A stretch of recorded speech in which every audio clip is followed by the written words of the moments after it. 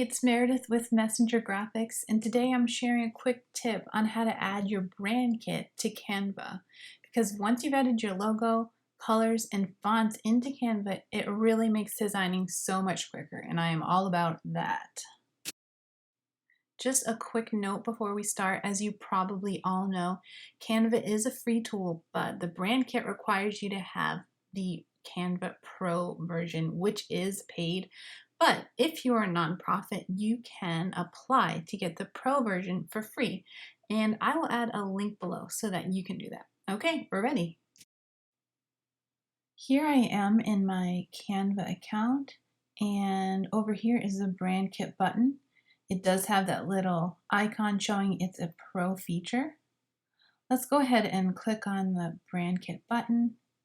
You can see this is my personal brand. If you're doing this for the first time, it'll be empty, and you'll just go up to the top right and click Add New Brand Kit. And then we'll go ahead and just name the kit. I'm just going to call it Creative Church. Okay, so now we have a space where we can add our logos, we can add our brand colors, and we can add our heading, subheading, and body style. Now let's look at using the brand kit you created while designing. So here I am back at my home page, and I'm going to go ahead and pick an Instagram square post. All right, let's just pick out a template. We'll choose this one. And I'm going to go ahead and add a subtitle so you can see what that looks like. Move some things around here. And go ahead and change some of this text to something a little bit more relevant. Join us Sunday, let's say 9 a.m., 10:30 a.m. Okay. So this is an example of a heading and a subheading.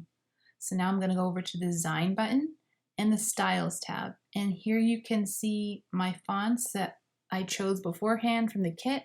You click it once and it automatically shows up.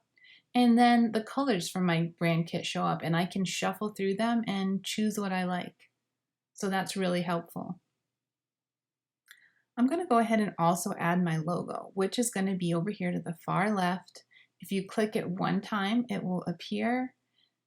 And I'm just going to adjust it a little bit, change the size, make it a little bit smaller, center it. Great.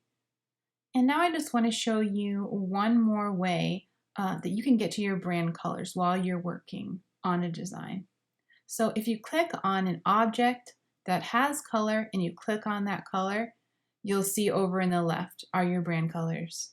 Same thing with a font, except you hit the little A with the color underneath it. And then lastly, I'm just going to change the background to a little bit of a lighter color so we can see that drop shadow. I think that is all. I hope this helps a little bit with speeding up your design process. So take care, and I will see you later.